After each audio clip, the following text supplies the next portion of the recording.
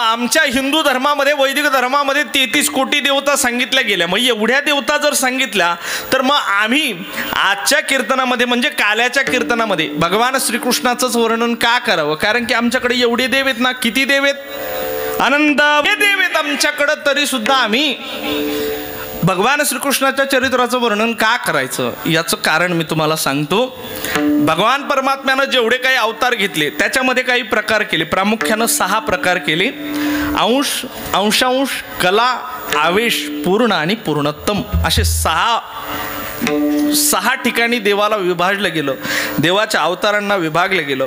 पण त्याच्यामध्ये पूर्ण अवतार रामकृष्ण हे 2 जे अवतार आहे हे प्रामुख्यानं पूर्ण सांगितले. पण लक्षात घ्या, या दोघांमध्ये सुद्धा फरक आहे. प्रभू रामचंद्रांचा अवतार पूर्ण असेल, पण भगवान श्रीकृष्णाचा अवतार हा पूर्णोत्तम स्वरूपाचा आहे. इकडे जर श्रीकृष्णाच्या अवतारामध्ये पाहिलं तर स्वातंत्र्यही आहे आणि सामर्थ्य आहे, करण्याची ताकद सुद्धा आहे आणि निर्णय घेण्याची स्वतंत्रता सुद्धा आहे. म्हणून हा अवतार पूर्णोत्तम आहे. म्हणजे लक्षात घ्या, निर्णय घेण्याचं स्वातंत्र्य प्रभू रामचंद्रांच्या जीवनामध्ये नाही, पण तोच विचार जर आपण भगवान श्रीकृष्णाचा केला तर श्रीकृष्णाच्या जीवनामध्ये स्वातंत्र्यही आहे आणि सामर्थ्यही आहे. वाटलं एका दिवसामध्ये इंद्राची पूजा बंद करायची, इंद्राची पूजा बंद केली, गोवर्धनाची पूजा चालू केली. स्वातंत्र्यही आहे आणि सामर्थ्यही आहे. म्हणून तो अवतार कसा आहे, पूर्णोत्तम स्वरूपाचा आहे. आणि काला हे पूर्णोत्तम स्वरूपाचं द्योतक आहे. म्हणून काल्याच्या कीर्तनामध्ये भगवान श्रीकृष्णाच्या चरित्राचं वर्णन करावं. ते भगवान श्रीकृष्णाच्या चरित्राचं वर्णन करावं. पण भगवान श्रीकृष्णाच्या आयुष्याचा विचार केला तर भगवान श्रीकृष्णानं 125 वर्ष आयुष्य या मृत्यू लोकामध्ये घालवलंय. 125 वर्ष जर भगवान श्रीकृष्ण जगले असतील तर या 125 वर्षापैकी आम्ही आजच्या कीर्तनामध्ये नेमकं चरित्र कोणतं वर्णन करायचं, महाराज त्याचं उत्तर देत आहेत. चरित्र ते उच्चारावे, केले देवे गोकुळी, केले देवे गोकुळी,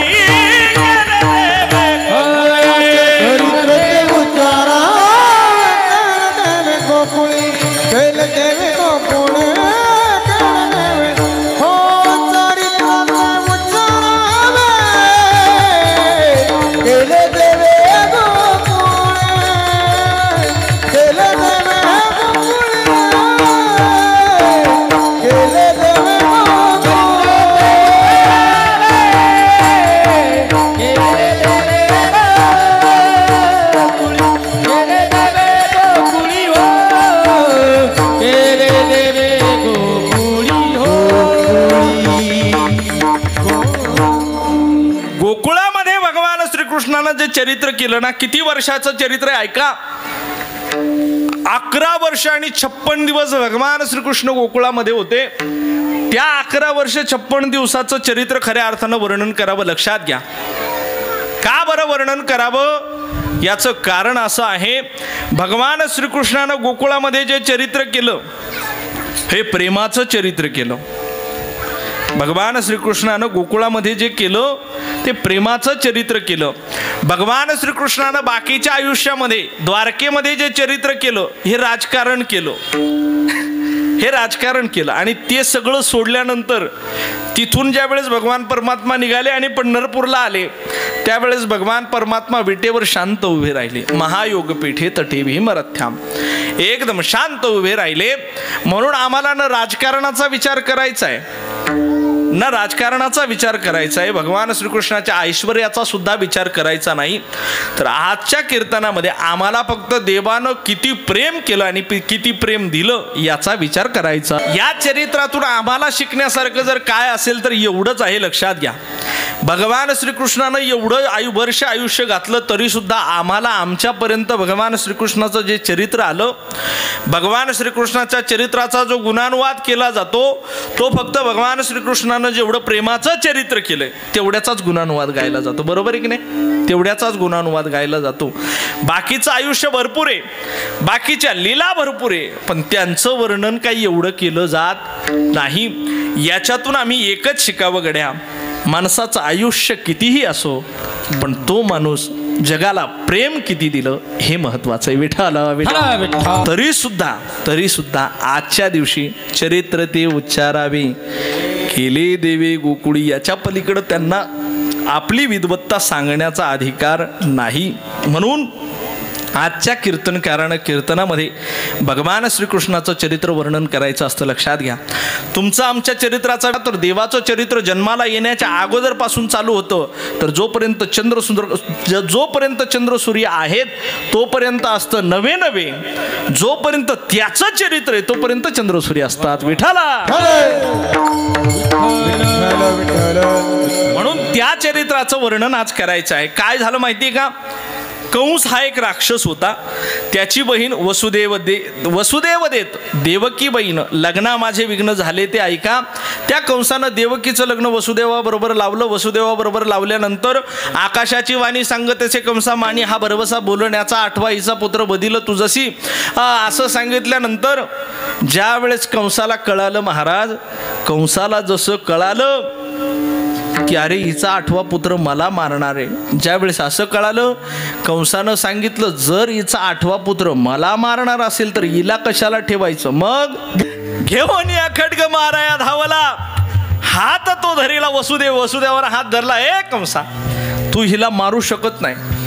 कंसानं सांगितलं सोडा की हात दाजी सोडा म्हणले हात तुम्ही, हिला मारल्याशिवाय सोडत नसतो म्हटले. आज हिला सोडायचं नाही. अरे हिचा आठवा पुत्र तुला मारणार आहे ना म्हटले, मग हिला का ठेवायचं आणि तुम्ही मध्ये येऊ नका, तुमचं आताच लग्न झालं, तुमचा काही संबंध नाही म्हटले, तुम्ही बाजूला व्हा, तुम्ही बाजूला व्हा म्हटले. त्यावेळेस कंसाला वसुदेवानं सांगितलं ऐक म्हटले कंसा, कालपर्यंत ही तुझी बहीण होती पण आज ती माझी पत्नी आहे. आज ती नखापासून पायापर्यंत, नखापासून तर केसापर्यंत जेवढे शृंगार दिसत आहेत त्या प्रत्येक शृंगारावर नाव माझं आहे. लक्षात घे, कालपर्यंत तुझी बहीण होती, तिच्या पायामध्ये जोडवे नव्हते. आज तिच्या पायामध्ये जोडवे जर असतील तर ते माझ्या नावाचे. लक्षात घे, कालपर्यंत तुझ्या बहिणीच्या हातामध्ये सोन्याचे कडे असतील पण आज तिच्या हातामध्ये हिरवा चुडा जो आहे ना तो माझ्या नावाचा आहे. कालपर्यंत तुझ्या बहिणीच्या गळ्यामध्ये नवरत्नांचे हार असतील पण आज तिच्या गळ्यामध्ये मंगळसूत्र जे दिसतंय ना ते माझ्या नावाचं आहे. कालपर्यंत तुझी बहीण टिकली लावत असेल पण आज तिच्या कपाळावर भांगामध्ये जे कुंकू दिसतंय ना ते कुंकू माझ्या नावाचं आहे. लक्षात घे, आता तू तिला मारू शकत नाही कारण की तिची पूर्ण सर्वस्व जबाबदारी जर कुणाची असेल ना तर ती माझी आहे. आता तू तिला मारू शकत नाही. मग काय केलं पाहिजे, एक काम कर, आम्हाला तू बंदी शाळेमध्ये टाक, जे पोरं होतील ते आम्ही तुला देतो. कंसाला पटलं. कंसानं त्यांना बंदी शाळेत टाकलं. पाहता पाहता पहिला मुलगा जन्माला आला. जन्माला आल्यानंतर एक मुलगा जन्माला आला, कंसाच्या हातामध्ये नेऊन दिला. कंसानं ते बारीक पोरगं पाहिलं. कंसानं विचार केला अरे मला जर आठवा मारणार असेल तर या पहिल्याला का मारू. कुणाला वाटलं हे, कुणाला वाटलं कंस कोण होता हा मामा लक्षात घ्या, कंस हा राक्षस होता. राक्षसाला सुद्धा कीव आली का या बारीक बाळाला आपण मारणं चुकीचं आहे. राक्षस असून मामा असून त्याला कीव आली की आपण आपल्या भाच्याला मारणं चुकीचं आहे. यानं काय केलं आपलं. पण दुर्दैव तर हे आहे गड्या, दुर्दैव तर हे आहे की आज स्वतःची आई सुद्धा आपल्या बाळाला ज्यावेळेस मारण्यासाठी एखाद्या दवाखान्यात जाते. मग मला असं वाटतं की त्या आईपेक्षा कदाचित तो कंस तरी बरा होता.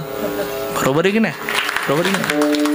अरे तो गर्भ नेमका कशाचा असेल कोण सांगू शकतं. काही लोक मुलीचा गर्भ आहे म्हणून काढून टाकतात. पण लक्षात घ्या, मुलींमध्ये किंवा स्त्रीमध्ये ताकद सामान्य नाही. काय ताकद आहे त्याची ताकद सांगत असताना सांगितली, तू हिंद भूमीची नारी, तू हिंद भूमीची नारी, नको होऊ तू भ्रूण हत्यारी, नको होऊ तू भ्रूण हत्यारी. तुझ्या कुशीतून इथे जन्मले रामकृष्ण बुद्धादी, रामकृष्ण बुद्धादी, तुकडोजी ज्ञानेश तुकोबा, टिळक महात्मा गांधी, टिळक महात्मा गांधी. विसरशील अभिमान तुमाते, विसरशील अभिमान तुम्हा ते जगतासी उद्धारी नको होऊ तू भ्रूण हत्यारी. अरे तिच्या पोटी कोण जन्माला येणार, कोण पाहिलं तुम्ही? तिच्या पोटी मारुतीसारखा पोरगा जन्माला येऊ शकतो, त्याच्या पोटी भगतसिंगासारखा देशभक्त जन्माला येऊ शकतो, तिच्या पोटी रामासारखा सदाचारी मुलगा जन्माला येऊ शकतो. म्हणून भ्रूण हत्या करणं चुकीचं आहे, लक्षात घ्या. मामा होता तो नाही मारलं बाळाला, परत पाठवलं. पण त्याच ठिकाणी पुण्य सारा वया भेटे देव वधी बाळकासी ठेवून वधी बाळकासी वधी बाळकासी ठेवून वधी बाळकासी वधी बाळकासी ठेवून वधी बाळकासी वधी बाळकासी ठेवून वधी बाळकासी. हो पुण्य सारा वया भेट दे भरोसे पुण्य सारा वया भेट दे भरोसे वधी बाळकासी ठेवून वधी बाळकासी वधी बाळकासी ठेवून वधी बाळकासी. वधी बाळकासी ठेवून वधी बाळकासी हो वधी बाळकासी ठेवून वधी बाळकासी हो.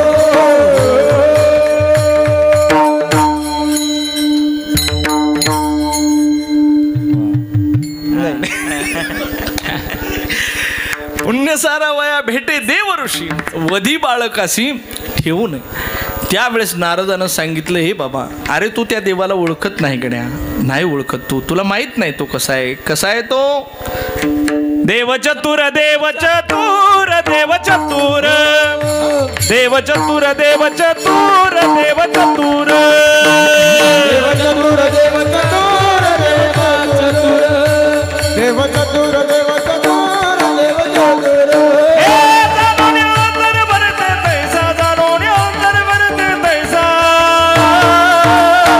देव चतुर देव चतुर देव चतुर चतुर देव चतुर देव चतुर. चतुराक शिरोमणी गुणला बळण्याची काणी मुकुट सकळमणी धन्या तोची विठोबा धन्या तोची विठोबा. चतुराक शिरोमणी गुणला बळण्याची काणी मुकुट सकळमणी धन्या तोची विठोबा विठोबा विठोबा. चतुरा तू शिरोमणी गुणला बन्याची खाणी मुकुट सकळा मनी धाड तुझी विठोबा. तो भगवान परमात्मा चतुराचा सुद्धा शिरोमणी आहे. कुणीकडनं आठवा होईल सांगता येत नाही. मग काय करू?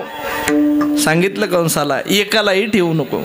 कंसानं जसं धरलं पोरग तंगडीला, गरगर फिरवलं आणि टपकन आपटलं. कसं आपटलं? टपकन आपटलं. तसा पोराचा जीव गेला मारा. पहिलं मारलं, दुसरं मारलं, तिसरं मारलं, चौथं मारलं, पाचवं मारलं, सहावं मारलं, सातवा गर्भ योग मायाच्या आश्रयानं रोहिणीच्या उदरामध्ये नेला. आणि शेवटी आता 8वा मुलगा जन्माला येणार.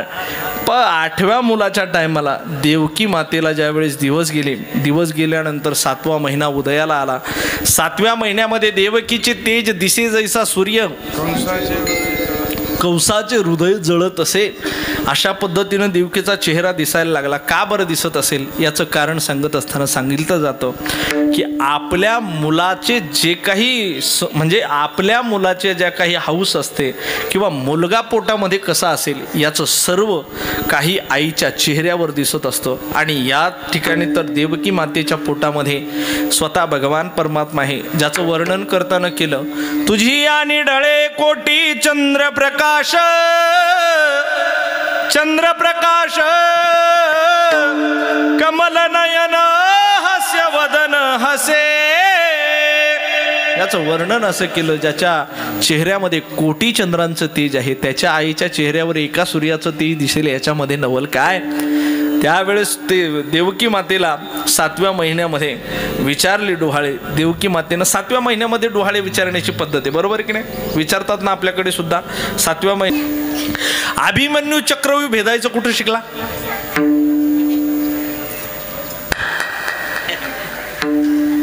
कुठे शिकला?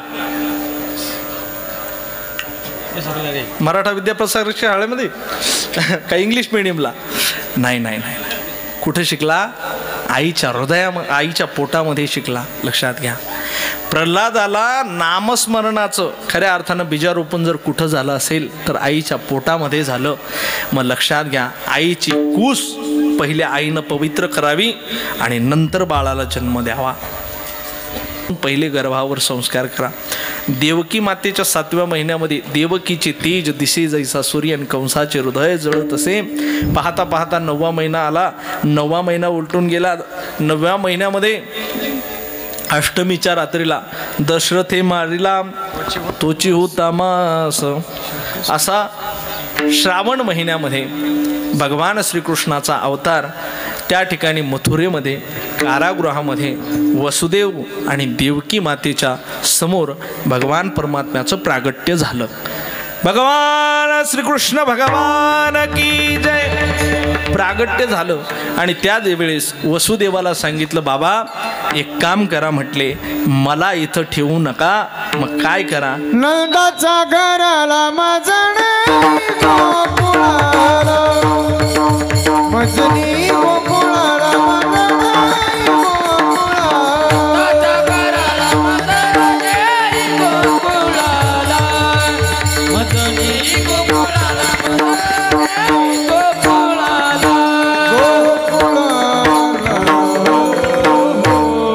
नंदाच्या घराला मज नेई गोकुळाला. त्यावेळेस वसुदेवानं सांगितलं, बाळा अरे बोलणं फार सोपं आहे पण करणं फार अवघड आहे. वाटतं माणसाला बोलणं सोपं असतं, होय बोलायला काय लागतं? माणूस बोलून मोकळा होतो. आता मी म्हणेल पुढच्या वर्षी एक काम करा, तुम्ही इथून तासा त्या टावर इतका मंडप टाका, रोज 10,000 लोक आले पाहिजे, रोज 10,000 लोकांच्या पंक्ती झाल्या पाहिजे. मला काय करायचं? मी बोलून चालू निघून. बरोबर की नाही? बोलणं फार सोपं आहे.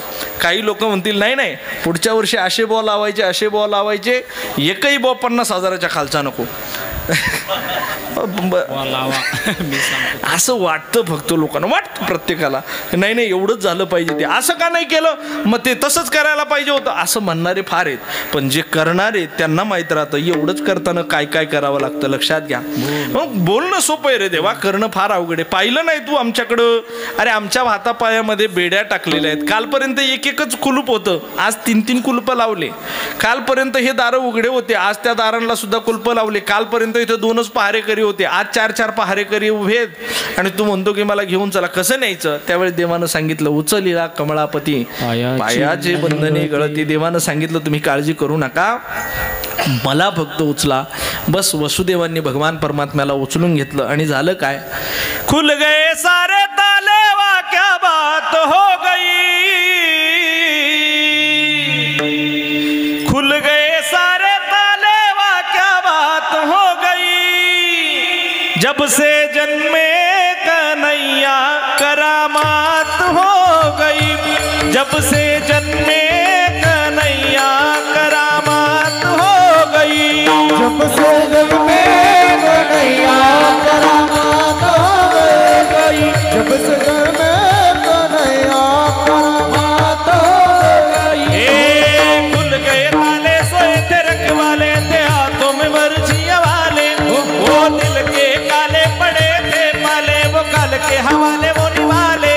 उस रात का दृश्य भयंकर था, वसुदेव ने शाम को उठाया था, भागन घोर अंधेरा वो क्या रात आ गई, जब से जन्मे कन्हैया करामात हो गई, जब से जन्मे कन्हैया करामात हो गई, जब से जन्मे कन्हैया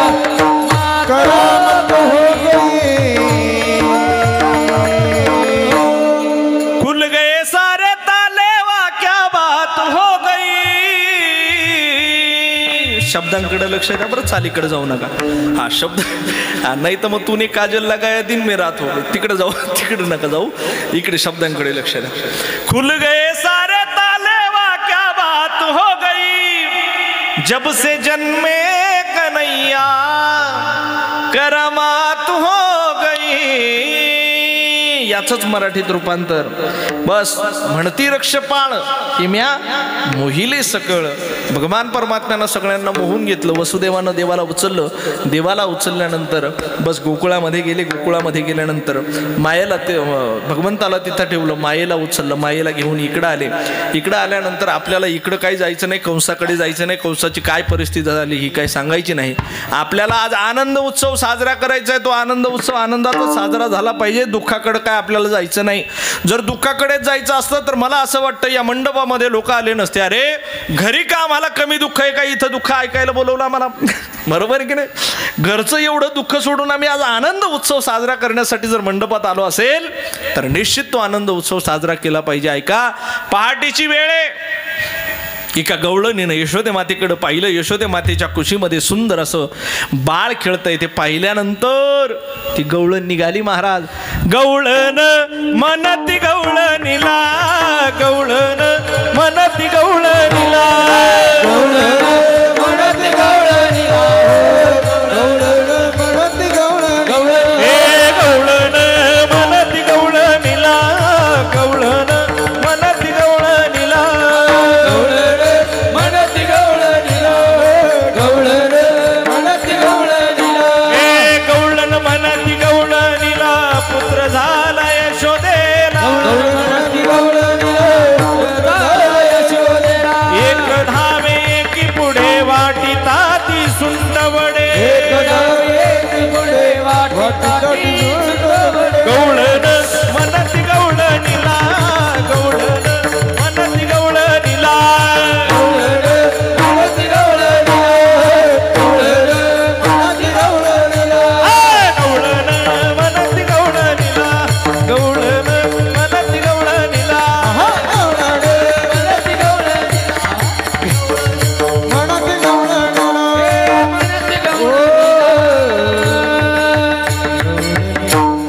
गवळण म्हणती गवळणीला, पुत्र झाला यशोदेला.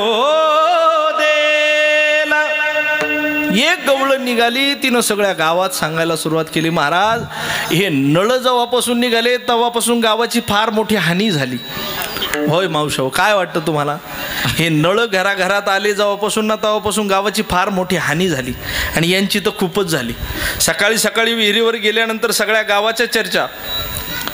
हो, तेव्हा नळ नव्हते. एकदा की यांनी 4-5 कपडे एखाद्या पिशवीत भरले, एखाद्या टोकरीत घेतले, नदीवर गेले की दिवसभर धुणं धुवायच्या. मग ते गावाचं धुवायच्या का घरचं? धुणं चालू राहायचं. लक्षात म्हणजे चर्चा व्हायची. या जगातले सगळ्यात फास्ट 2 नेटवर्क, एक ईमेल आणि दुसरी फिमेल. सगळ्यात फास्ट नेटवर्क. हो, या देशातून दुसऱ्या देशामध्ये जर काही मेसेज पाठवायचा असेल तर तो ईमेलद्वारे पाठवला जातो. का बरं? लवकर जातो तो. तसंच एका घरातला निरोप जर सगळ्या गावामध्ये पोचवायचा असेल तर यांच्याकडे सांगायचं. बरं, त्या सांगताना एक काळजी फार घेतात. तुला म्हणून सांगते, कोणाला सांगू नको.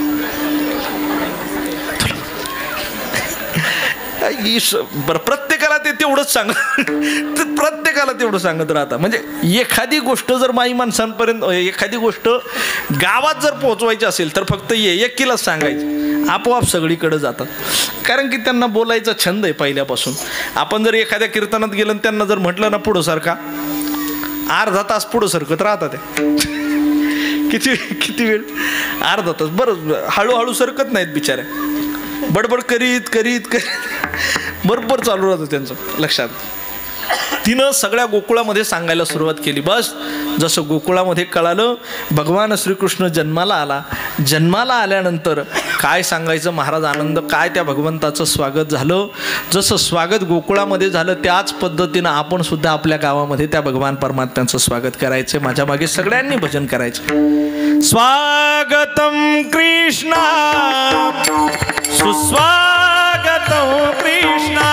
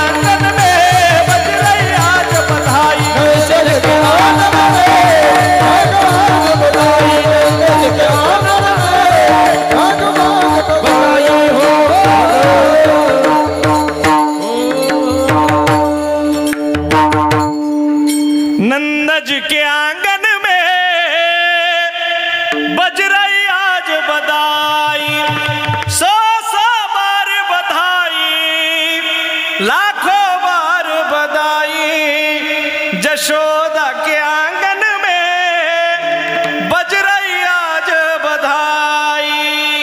सगळे लोक आनंद उत्सव साजरा करायला लागले। कशा पद्धतीने ऐका, कशा पद्धतीने आनंद उत्सव साजरा करतात याचं वर्णन आपल्या मराठीमध्ये केलेलं आहे।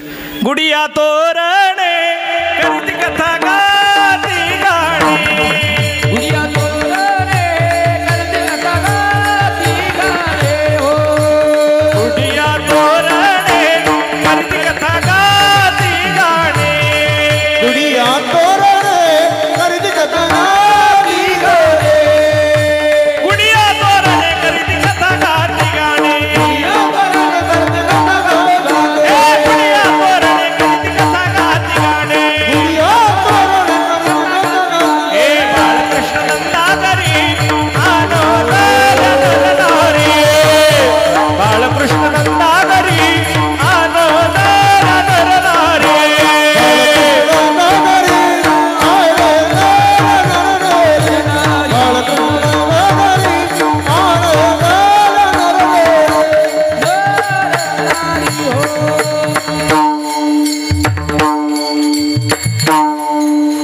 गुडिया तोरणे करीती कथा गाती गाणे, बाळकृष्ण नंदा घरी आनंदल्या नरनारी।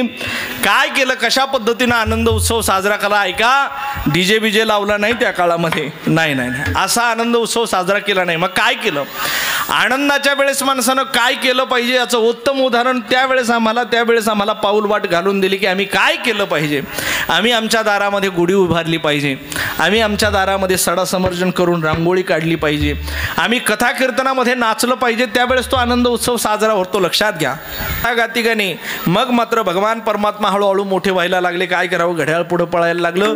भगवान परमात्मा हळूहळू मोठे व्हायला लागले। कसे, तळवे तळहात टेकीत डाव्या गुडघ्यानं रांगत भगवान परमात्मा आता रांगायला लागले, हळूहळू चालायला लागले। कशा पद्धतीनं चालतायत, ठुमक चलत कृष्णचंद्र ठुमक चलत कृष्णचंद्र बाजत पैंजनिया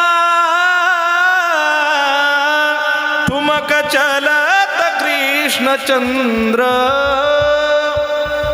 चालायला लागले चालता चालता आता दरवाजात जायला लागले दरवाजात जाता जाता आता ओट्यावर जायला लागले ओट्यावर जाता जाता आता रस्त्यानं फिरायला लागले रस्त्यानं फिरता फिरता आता पूर्ण गावभर फिरायला लागले सगळे गोपाळ गोळा झाले गोपाळ गोळा झाल्यानंतर भगवंतानं सांगितलं का रे बाबा तुमच्या तब्येती अशा का त्यांनी सांगितलं देवा अरे काय करावं म्हटले खायलाच काही भेटत नाही खायला भेटत नाही चला म्हटले मी देतो आज तुम्हाला कशा पद्धतीनं अभंग अरे लागे अवघे माझ्या मागे खायचंय ना तुम्हाला एक काम करा काय करा माझ्या मागे मागे या जर तुम्ही माझ्या मागे आलात तर लक्षात घ्या आजी देतो पोट भरी पुरे म्हणाल तो वरी खरं सांगू का मला माझाही मोह आवरेना पण काय करावं गड्या घड्याळ फार पुढं पळायला लागलं सगळी मित्रमंडळी असल्यानंतर असे माणसं असल्यानंतर असं वाटतं की कमीत कमी 4-5 तास माणसाला भेटले पाहिजे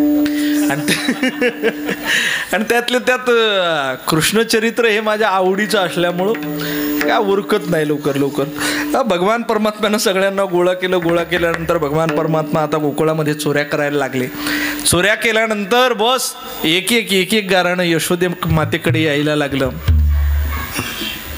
पहिली आली धावत याने ग बाई काय केली मात मुखासी मुख चुंबन देत गळ्यामध्ये हात घालीत हे ग बाई आम्हासी पहावे ना यशोदे बाळ तुझा काना कोठवरी सोसुधिंगाना हे आता आम्हाला पाहवत नाही ग माय काय करावं म्हटले पाहावं लागतं सगळं सांगितलं सगळ्या गवळणी यशोदे मातेकडे येऊ लागले हे यशोदे तुझा पोरगा आहे तुला गोड वाटतं पण आता आम्हाला काही सहन होत नाही पाहुणे 1 वाजत चाला अगं किती टाईम काय आहे का नाही याला म्हटली आता आम्हाला सहन होत नाही मग यशोदे मातेनं सांगितलं गड्या एक काम कर बाळा आता काय लोकांना सहन होईना आता पटकन तू रानात जाय त्यानं सांगितलं मी रानात जाऊ मग मी माझे सगळे गोपाळही घेऊन जाणार तुम्ही गाया घेऊन सारे गोपाळ रानात या सगळे गोपाळ रानात गेले रानात गेल्यानंतर सगळे गोपाळ काय करायचं गाई चरतायत आपण रिकामे बसलोत काय केलं पाहिजे काही नाही म्हटले खेळ खेळला पाहिजे काय खेळ खेळायचे हम पोर हम पोर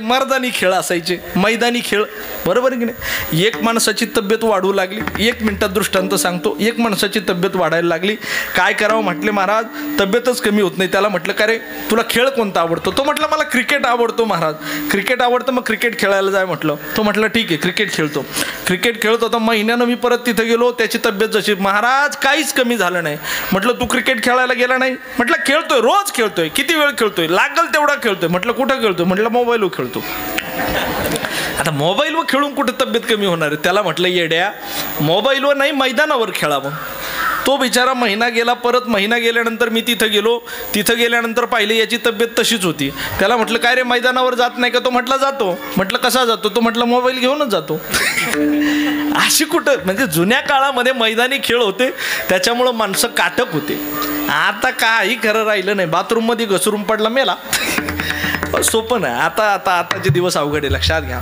जुन्या काळामध्ये मैदानी खेळ होते. भगवान श्रीकृष्णानं असे मैदानी खेळ खेळले. मैदानी खेळ खेळल्यानंतर सगळ्या गोपाळांनी सांगितलं, देवा बास म्हटले, आता तू 12:30 पावणे 1चे पार, आता 1:55 गेला तू, आता काय आम्हाला उरकना गड्या म्हणे. आता एक काम कर, खांदी भार पोटी भूक, काय कीर्तन आपलं, काय खेळा याची सुख, असे गोपाळ म्हटले. गोपाळांना सांगितलं, एक काम करा, सगळ्या गायी एका ठिकाणी आणा. गायी एका ठिकाणी आणण्यात आल्या. मग भगवान परमात्म्यानं सगळ्या गोपाळांना बसवलं. कशा पद्धतीनं बसवलं त्याचं वर्णन शुकाचार्य करतात. सगळ्यांना कमलाकार आकारानं बसवतात. कमळ पाहिले आपण, कमळ कमळ पाहिलं का? चांगलंच पाहिलं लोकांनी तसं कमळ.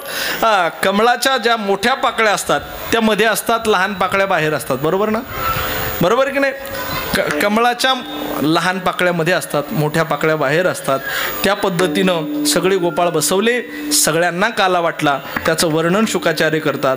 बिभ्रत वेणुम जठरपटे शुंग भित्रेचे कक्षे वामे पानो मश्नु कल्वम तत्पलान्यंगुलेषु तिष्ठन्मध्ये स्वपरिसृतो हासयन् नर्मपि स्वयी स्वर्गी लोकी मिशती भूभुजे यज्ञ भुग्बाल केली पुंडली गवर्धर विठ्ठल श्री ज्ञानदेव तुकाराम गोपाल कृष्ण भगवान की जय. विठोबा झाल्यानंतर आता मात्र या ठिकाणी आपला वेळही खूप झाला आहे. खरं तर गोपाळ श्रीकृष्णाचं वर्णन जर करायचं ठरलं तर गड्या महिपत्र सिंधू वाटे असं वर्णन केलं साधू संतांनी. तर आपण एका तासामध्ये काय सांगणार आहे? सांगण्यासारखे भरपूर आहे, पण वेळेची मर्यादा आहे. त्या न्यायानं